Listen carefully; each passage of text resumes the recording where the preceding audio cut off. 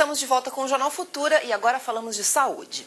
A alergia alimentar é um grave problema de saúde pública que atinge pessoas de todas as idades. É uma reação adversa que ocorre depois da exposição a um tipo de alimento. E essa alergia pode vir desde a infância por inúmeros fatores, como o desmame precoce e a introdução de alimentos sólidos. Cerca de 8% das crianças sofrem de algum tipo de alergia alimentar, segundo dados da Associação Brasileira de Alergia e Imunopatologia.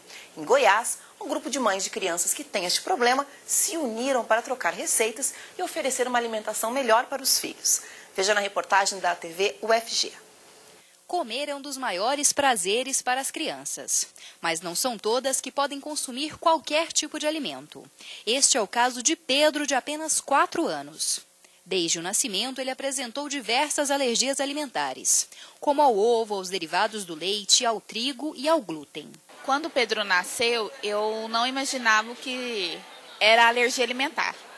E nós não tiramos nada da alimentação, eu tive uma dieta normal. E aos poucos que eu consumi os derivados do leite de vaca, ele foi surgindo na face um eczema, como se você esfolasse o rosto.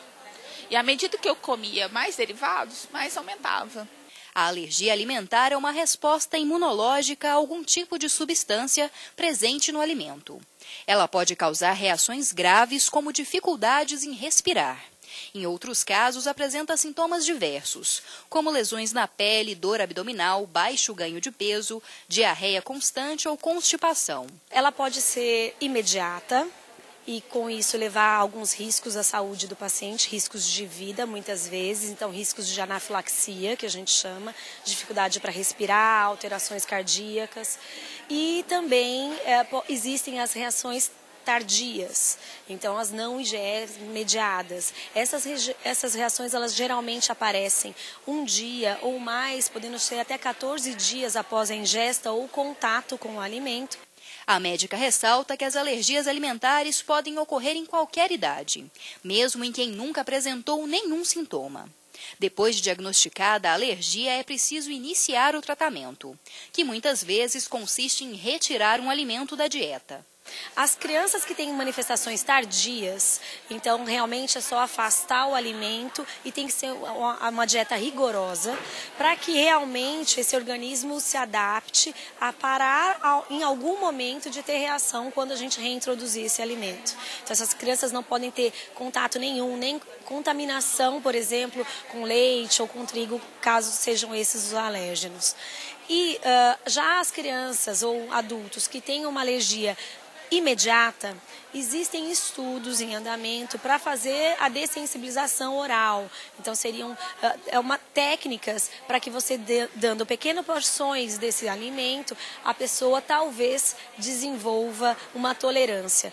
Para melhorar a alimentação do filho, a mãe de Pedro começou a entrar em contato com outras mães de crianças alérgicas. Elas então começaram a trocar receitas. Assim surgiu em 2011 a Associação de Portadores de Alergias Alimentares do Estado de Goiás. A entidade auxilia as mães e os portadores de alergias por meio das redes sociais. Foi quando a gente também formou a estrutura da Pago, e aí outras mães, eu substituo com isso. Às vezes, um profissional da saúde, olha, você pode substituir assim, assim, modifica essa farinha por essa farinha. E aí, se a criança não tem reação, você vai lá e faz, né? Então, aos poucos, a gente conseguiu trazer para a alimentação dele alimentos que são proteicos, que ele não tenha essa perda, mas que ele tenha também um paladar mais, eu falo assim, sofisticado.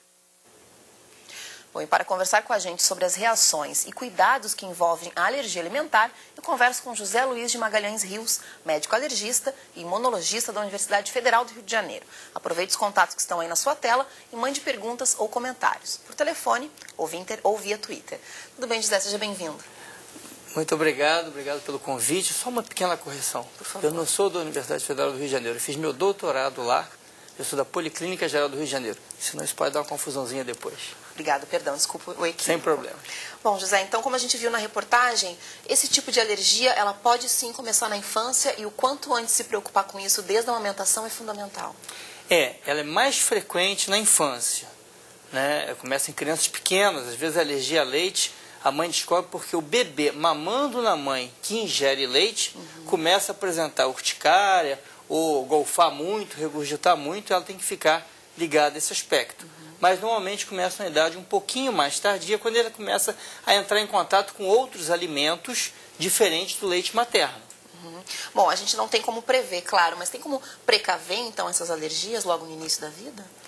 Olha só, a idade de introdução desses alimentos talvez seja o fator mais importante.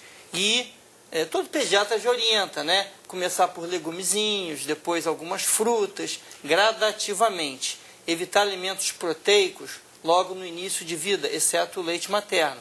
Então, o leite artificial, o ovo, seja claro, seja ser introduzido um pouco mais tarde, evita que a criança sensibilize esses alimentos e possa se tornar alérgica a eles. Certo. A gente tem uma pergunta do Tarcísio Moreira, que mandou uma questão para a gente via Twitter. Ele diz que sente muito desconforto intestinal, mas que não é uma coisa constante. Ele acha que pode ser uma alergia ao glúten. Existe algum exame específico para ele descobrir? Olha, o diagnóstico da alergia ao glúten, ele é bastante complexo. Mas, na maioria das vezes, esse problema começa também na infância.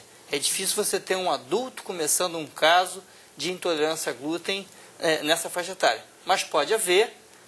Por que isso? Porque a pessoa ingere glúten diariamente. O glúten é do trigo. A pessoa come pão e biscoito desde criancinha.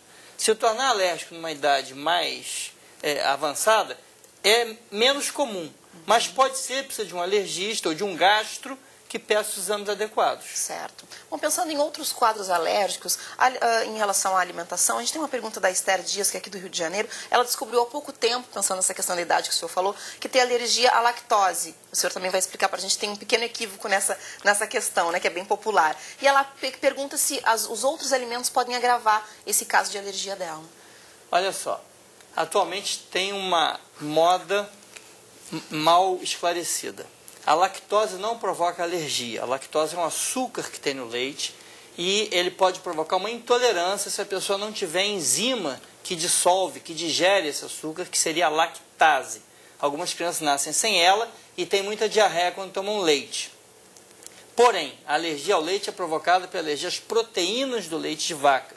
Caseína, alfa-lactoalbumina, beta-lactoglobulina. Esse quadro é mais grave. Você pode ter, como a doutora na matéria falou, uma forma imediata, que é muito grave, pode dar anafilaxia, pôr a vida da criança em risco, e formas tardias, que cursam com um quadro de diarreia crônica, eventualmente, como você descobre isso? A criança tem sangue nas fezes. Então, sempre são quadros mais dramáticos. Agora, pode ingerir acidentalmente? Sim, o leite está disseminado numa infinidade de alimentos e de compostos alimentares. Então, as mães de crianças com alergia a leite têm um trabalho muito grande em detectar que alimentos têm leite, às vezes disfarçado com outros nomes. Caseinato de cálcio, por exemplo, é derivado de leite. A pessoa também não tem como saber, né? Porque esses nomes técnicos também são complicados de se entender, não é, José? Mas existe um trabalho da Sociedade de Alergia para que se coloque claro que esses produtos são derivados de leite. Deveria constar no rótulo de todos os produtos para facilitar a identificação de quem é alérgico. Perfeito. Então, isso é uma coisa que o consumidor, aliás, pode exigir dos produtos que compra. Deve exigir. Perfeito. A gente tem mais uma pergunta do Renan Rebelo, também do Rio de Janeiro. Ele gostaria de saber se tem como prever a intoxicação alimentar, como descobrir se ele é alérgico a algum tipo de alimento. Existe uma confusão também outra, né? Intoxicação alimentar e alergia alimentar. Se nós saímos para jantar, todo mundo come camarão, e 3 ou 4 têm diarreia, houve uma intoxicação alimentar. Esse camarão não estava de boa qualidade e todo mundo passou mal.